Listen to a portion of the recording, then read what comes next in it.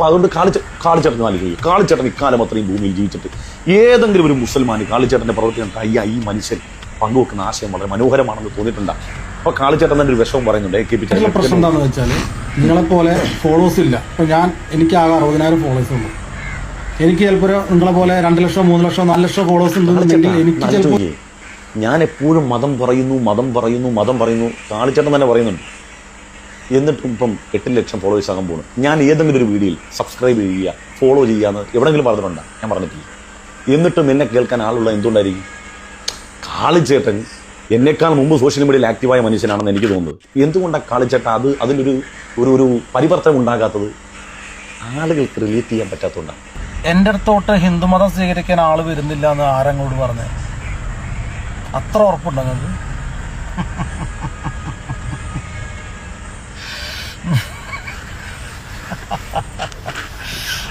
ആവട്ടെ, അങ്ങനെ ആവട്ടെ. എൻ്റെ അടുത്ത് ആരും വരുന്നില്ല. ഉസ്താദിൻ്റെ അടുത്തേക്ക് ഇസ്ലാം മതം സ്വീകരിക്കാൻ കുറേ ആളുകൾ വരുന്നു. അടക്കട്ടെ. രണ്ടാമത്തെ വശം പറഞ്ഞത് ഫോളോവേഴ്സിൻ്റെ കാര്യം. ഞാനൊരു പരാതി പറഞ്ഞു, എനിക്ക് 60,000 ഫോളോവേഴ്സ് ഉള്ളൂ. അതുകൊണ്ട് ഞാൻ പറയുന്ന ആളുകൾ കേൾക്കുന്ന ഒരു പരിധി ഉണ്ടാവും. നിങ്ങൾ 5 ലക്ഷം ആളുകൾ ഫോളോ ചെയ്യുന്നുണ്ട്, അതുകൊണ്ട് നിങ്ങൾക്ക് അത്യാവശ്യം കാര്യങ്ങൾ പറഞ്ഞാൽ കേൾക്കാൻ ആളുകളുണ്ട്. അപ്പോൾ ഉസ്താദ് പറഞ്ഞെന്താണ്, എന്നിൽ നിന്നും താല്പര്യമുള്ളൊരു കാര്യമില്ലാത്തതുകൊണ്ടാണ് എന്നെ ഫോളോ ചെയ്യാത്തത്. അപ്പോൾ ഉസ്താദ് എന്നെ ഫോളോ ചെയ്തിട്ടുണ്ടല്ലോ, അതെന്ത് കണ്ടിട്ടാണ്? അപ്പം എന്തെങ്കിലും ഉണ്ട്, അതുകൊണ്ടാണ് ഉസ്താദ് എന്നെ ഫോളോ ചെയ്തിട്ടുണ്ടാവും അല്ലേ? അങ്ങനെയല്ലേ എൻ്റെ ഒരു കാര്യം.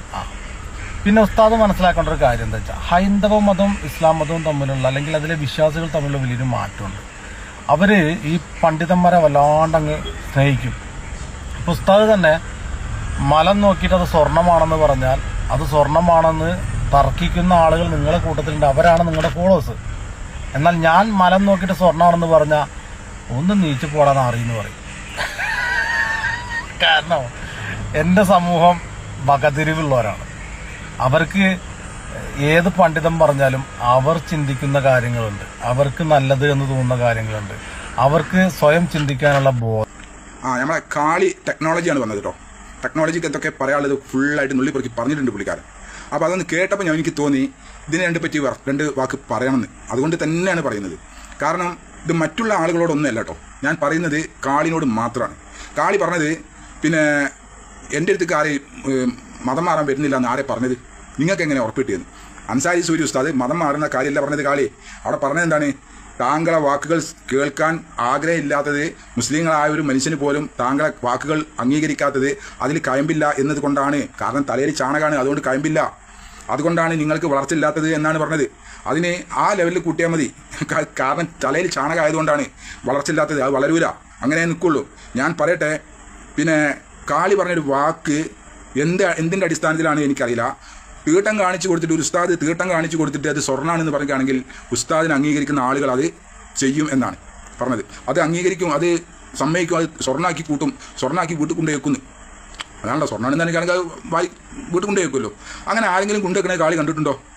താങ്കൾക്ക് ഇതുവരെയായിട്ട് അങ്ങനത്തെ ഒരു മെസ്സേജ് കിട്ടിയിട്ടുണ്ടോ?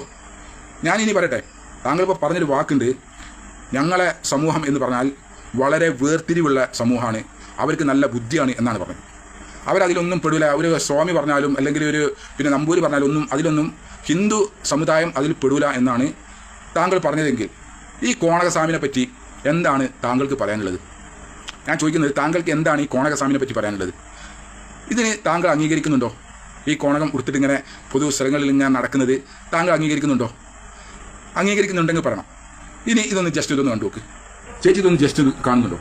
ചേച്ചി കാണണത് കേട്ടോ. കാരണം പറയുകയാണെങ്കിൽ ഇതുപോലുള്ള സംസ്കാരത്തെയാണ് ചേച്ചി വിമർശിക്കേണ്ടത്. ഇത് ഞാൻ ആ ശശികല ടീച്ചർ എന്ന് പറയാൻ പറ്റില്ല, വിഷവള്ളിക്ക് ഇട്ടുകൊടുത്തതാണ്. അവർ പറഞ്ഞൊരു വാക്കിനെ കോട്ട് ചെയ്ത് ഇട്ടുകൊടുത്ത വീഡിയോ ആണ്.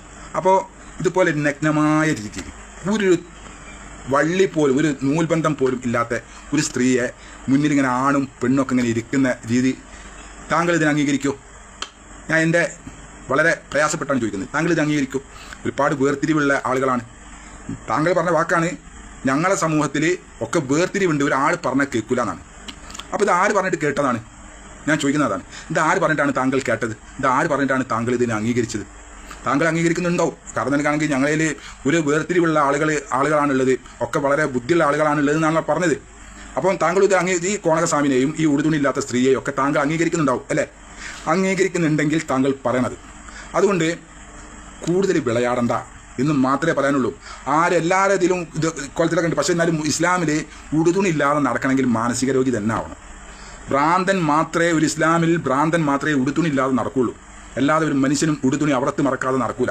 ആണായാലും പെണ്ണായാലും നിങ്ങളിതിൽ ആണും പെണ്ണും ഇതുപോലെ നടക്കുന്നുണ്ടെങ്കിൽ അത് വലിയ മഹിമയാണെങ്കിൽ, താങ്കൾ അത് അംഗീകരിച്ചിട്ടുണ്ടെങ്കിൽ അതിനെന്താണ് പേരിട്ട് വിളിക്കേണ്ടത് താങ്കൾ തന്നെ ഒന്ന് പറഞ്ഞു തരണം എന്ന് മാത്രമേ എനിക്ക് പറയാനുള്ളൂ. കൂടുതലായിട്ട് ഞാൻ സംസാരിക്കുന്നില്ല. കാരണം എനിക്കാണെങ്കിൽ ആയിരക്കണക്കിന് കാണിക്കാനുണ്ട് കാളി. താങ്കളുടെ ആ സമൂഹത്തിലുള്ള വിഡ്ഢിത്തരങ്ങളൊക്കെ, എല്ലാ മതത്തിലും വിഡ്ഢിത്തരങ്ങളുണ്ട്. അതൊക്കെ കൂടിച്ചേർന്നാണ്. പക്ഷെ അതൊക്കെ അലങ്കാരമാക്കി താങ്കൾ വെക്കുന്നുണ്ടെങ്കിൽ അത് താങ്കൾക്ക് എന്തോ തകരാറുണ്ട് എന്നാണ് എനിക്ക് പറയാനുള്ളത്. താങ്കൾക്കും അതുപോലെ എന്തോ ഒരു മാനസികാവസ്ഥ ഉണ്ട് എന്നത് മാത്രമാണ് എനിക്ക് പറയാനുള്ളത്.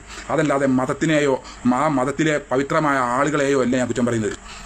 താങ്കളെപ്പോലുള്ള ആളുകളെയാണ് ഞാൻ പറയുന്നത്. കാരണം താങ്കൾ വലിയ വീരവാദം ആണ് ഉയർത്തിയത്. കാരണം ഉസ്താദ് തീട്ടം കാണിച്ചു കൊടുത്തിട്ട് സ്വർണ്ണമാണെന്ന് പറഞ്ഞാൽ അംഗീകരിക്കും. മുസ്ലിങ്ങൾ ആരും അംഗീകരിക്കില്ല. പക്ഷേ താങ്കളെ മതത്തിലെ പുരോഹിതന്മാർ ഇതാണ് ശരി എന്ന് പറഞ്ഞാൽ അതിൽ അംഗീകരിക്കാൻ ഒരുപാട് ആളുകളുണ്ട് എന്നാണ് ഞാൻ കാണിച്ചു തന്നത്. അത് എല്ലാ മതത്തിലും അങ്ങനത്തെ കുറേ ആളുകളുണ്ടാവും. എന്ത് പറഞ്ഞാലും അത് കേൾക്കുന്ന ആളുകൾ. പക്ഷേ തീട്ടം കാണിച്ചു കൊടുത്താലല്ല, ഒരുപാട് ഇതാണ് ശരി എന്ന് പറഞ്ഞ് കാണിച്ചു കൊടുത്താൽ അത് അംഗീകരിക്കുന്ന ആളുകളുണ്ടാവും. പക്ഷേ നേരെ ഉൾക്കാഴ്ചയുള്ള നല്ല ബോധമുള്ള മുസ്ലിങ്ങളായ മനുഷ്യന്മാർ ഇഷ്ടംപോലെ ലോകത്ത് പടർന്ന് പന്തലിച്ച് കിടക്കുകയാണ് ഇസ്ലാം. അതെന്താ കാരണം? എന്തുകൊണ്ടാണ് ഇന്ത്യയിൽ മാത്രം ഹിന്ദുക്കൾ ചുരുങ്ങിയത്? 5000 വർഷങ്ങൾക്ക് മുമ്പാണ് നിന്റെ സമൂഹം ഇവിടെ വന്നത്. ആ 5000 വർഷങ്ങളായിട്ട് പോലും ഈ ലോകത്തേക്ക് മൊത്തത്തിൽ സ്പ്രെഡാകാത്തതിൻ്റെ കാരണം എന്താണെന്ന് താങ്കളാണ് നിരീക്ഷിക്കേണ്ടത്. അതിന് ഒരു വഴി കണ്ടെത്തുക. എന്നിട്ട് ഇതിലെന്തെങ്കിലും ഫിൽട്ടർ ചെയ്യാനുണ്ടെങ്കിൽ അത് ഫിൽട്ടർ ചെയ്യാനും താങ്കൾ ശ്രമിക്കുക എന്നാണ് എനിക്ക് പറയാനുള്ളൂ. താങ്കൾ ഇതൊക്കെ അംഗീകരിക്കുന്ന ആളാണ്. കാരണം നിനക്കാണെങ്കിൽ വകതിരിവുള്ള ആളുകളാണ് എല്ലാവരും എന്നാണല്ലോ പറഞ്ഞത്. അപ്പോൾ ആ വകതിരിവായിട്ട് തന്നെ നമുക്കിത് കാണാമല്ലേ? എന്താ വേറെ ഒന്നും എനിക്ക് പറയാനില്ല. ഓക്കെ, ഇതിന് മറുപടി കിട്ടും ഞാൻ പ്രതീക്ഷിക്കുന്നുണ്ട്.